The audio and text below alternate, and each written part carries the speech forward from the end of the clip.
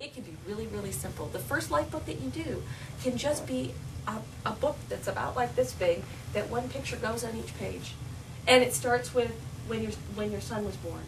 You know, maybe it's in the hospital, and then it's pictures of birth family, and then it's just pictures to get your child used to who's in his life and the important pieces in his life. And then the story goes like this. Oh, look, you were born. You were born in the hospital. Look at this day. And then you can describe what's going on. You can look at the faces. You can talk about the feelings. And then you go to the next picture. You know, and then you talk about, I mean, there's probably a point in time where you'll be in front of a judge, and you can talk about adoption with a picture like that. So what you do is you create a chronology of events that are related to adoption. And it's very simple. You don't even need any words. Okay, I've just made it really easy for you guys to make your first book. With all the anxiety about using the word adoption, I want to make a point that is obvious that you might not be thinking about. Children are egocentric. So when you tell them that they are adopted, it becomes a normal part of their identity. It's not until about 5 that they, or even 4 or 5, that they realize everybody isn't adopted. Right. Okay? Right. At the beginning, they just think if they're adopted, that's the way it is. Okay, and it is, so at around 4 or 5 when they go to school and they might have a project at school where they learn families are formed in different ways, there's different ways to enter families. Okay, so it takes a while for them to get it. And then it's not until about 6 or 7 when they start to classify that they realize more people are with their biological family than are adopted. So at the beginning, the language has for you approach avoidance feelings. For them, it doesn't. It's a fact of their life. Right. And it makes it easier for you when the dots connect if you've laid all this groundwork. When people write a life book, it is the child's story rather than the parent's adoption story, your whole backstory. There's some talk about whether it should be told to the child or written in the child's voice. We do take a position as a counseling center that the child's voice is not the way to go for a couple of reasons. One, we are each unique human beings. We each know our own voice better than anybody else knows our voice. And I've had children come in here and share their life books. And I want to give you one example just to make the point. And feel some discordance between what their parents had written and how they feel. The mother made the most beautiful life book. She worked with a teacher at the Waldorf school who was an artist. It was creative, it was warm, it was gentle, it was beautiful. And she labored a lot over how to describe the feelings. And she really worked hard. She got a lot of help on it. But what happened was the little girl brought the book into me, and the mother was talking about how happy everything was at the time of the adoption. And she pointed to a picture where in Nepal they call the caregivers the Didis. And, you know, it's like something else in China, Ama. It's Ai. Yeah. Ai, okay. And she said, you know, everyone's talking about how happy I am. She goes, I look terrified. And guess what? She was terrified.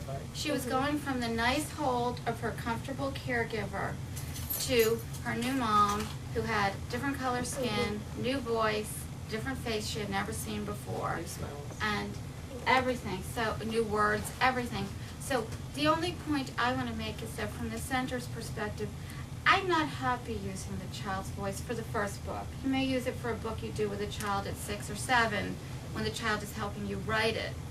But for an early book, I'm of less is more and laying it out as a tableau to talk about adoption.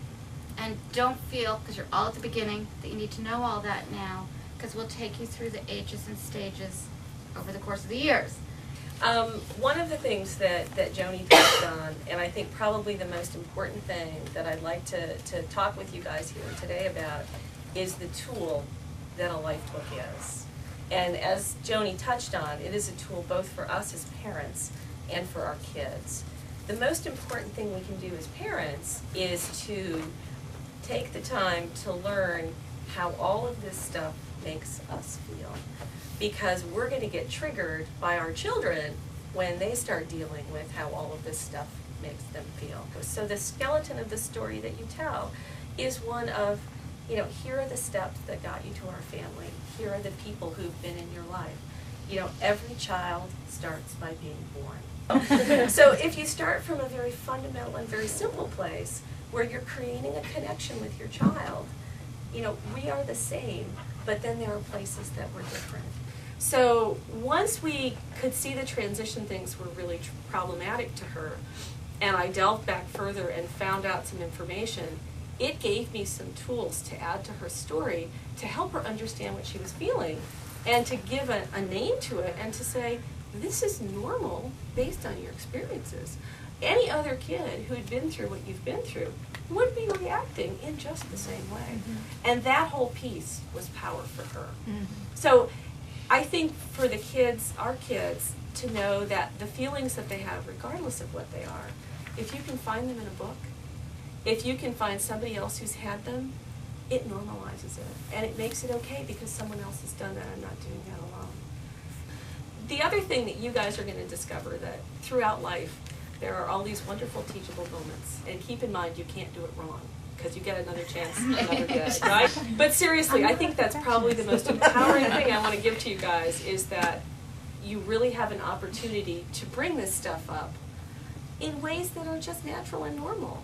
You might have to add, you leap a little bit, or, I brush my daughter's hair, it goes down to her waist, and I wonder, it's got red highlights and it is gorgeous. And I say to her, I wonder if your birth mother keeps her hair as long as yours. I wonder if it has the same color in it. It's just amusing, and I do it out loud. And she may respond, she may not. Holly Goulden calls that pebbling. You just drop a little thing out there.